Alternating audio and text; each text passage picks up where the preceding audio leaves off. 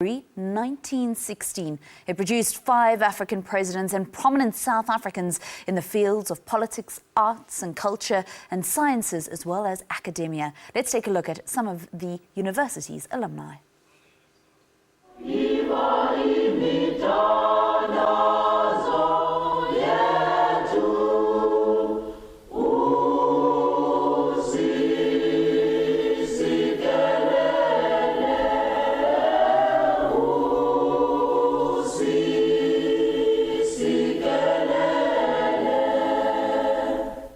Not in any way intending to suggest that Fort Hare was a second choice or a last resort or anything like that.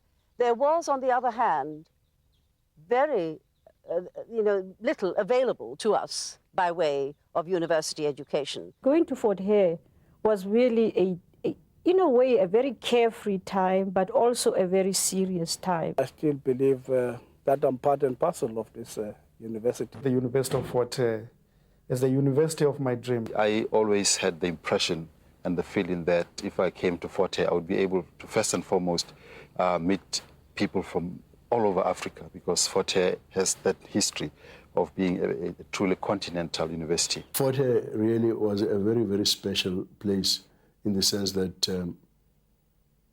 I don't think that anyone could stay there and be the same after staying there, especially as far as being sensitized to the problems that face black people and the oppression of black people generally. Fort Hare is great, my dear friend. Fort Hare is great.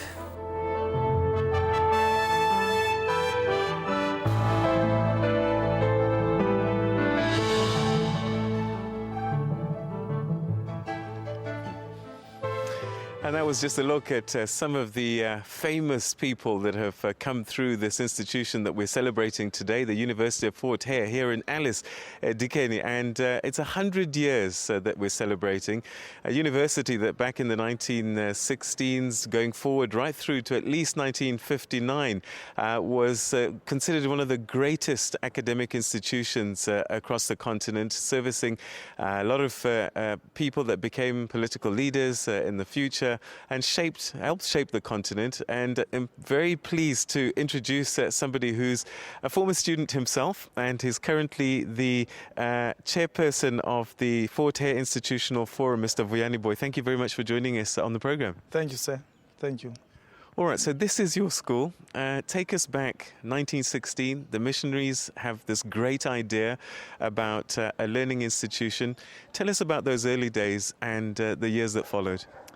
Yes, it will be important to start from what is referred to as Lovedale Missionary, Station, which was established by the same missionaries in around about 1841, not very far away from University of Fort Hare. And then after they have realized that, the education that they have given to Africans is quite promising, and even the Africans themselves are very promising. Their intellect is very, very promising.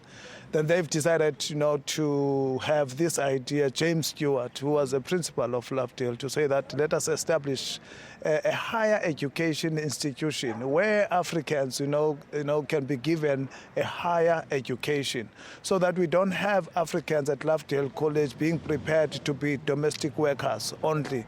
But now we want them to occupy positions of significance in the academia and in society and in politics, So the University of Fort Hare actually came, around about 1916. And in fact, Africans were consulted. People like John Tango Jabavu were consulted, and individuals like our great John Knox Bokwe was consulted, and they took the idea. They were very much excited with the idea, They were in the forefront of making sure that this idea of a South African native college is being taken forward, and hence University of Fort Hare was established. And quite a history that it enjoyed, certainly to the period 1959. We saw the Robert Mugabes, the Julius Nyereres, the Nelson Mandelas, the Oliver Tambos, even Herbert Chitepo coming through this institution. But the game changed in 1959 with the apartheid regime. Tell us about the fortunes of the university from that point until 1994. Maybe we should start about this apartheid notion, idea of an extension of University Education Act and also the University of Transfer, University of Fort Hare Transfer Bill. Those are the two dragon acts, if you can put it, which actually made University of Fort Hare to be under the Bantu Education Department.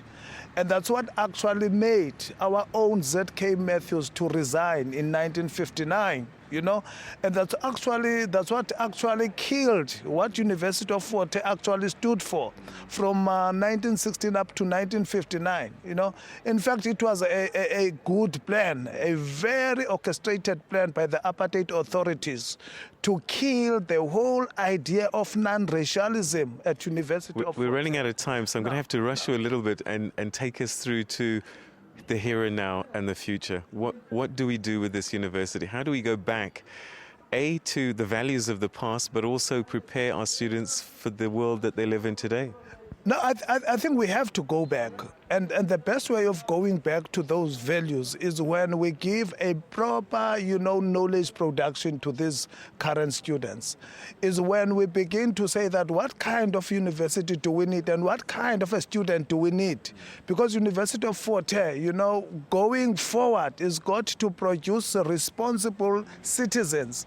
And you can't just produce a responsible citizen. You must start by producing and manufacturing, a very sound and intellectual student within the class. And then that is the responsibility that we have.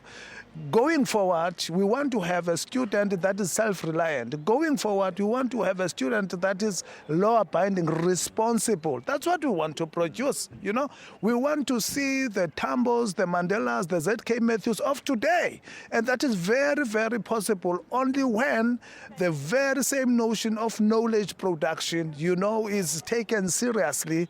The quality of academics, the quality of teaching staff, the quality of supporting staff is there.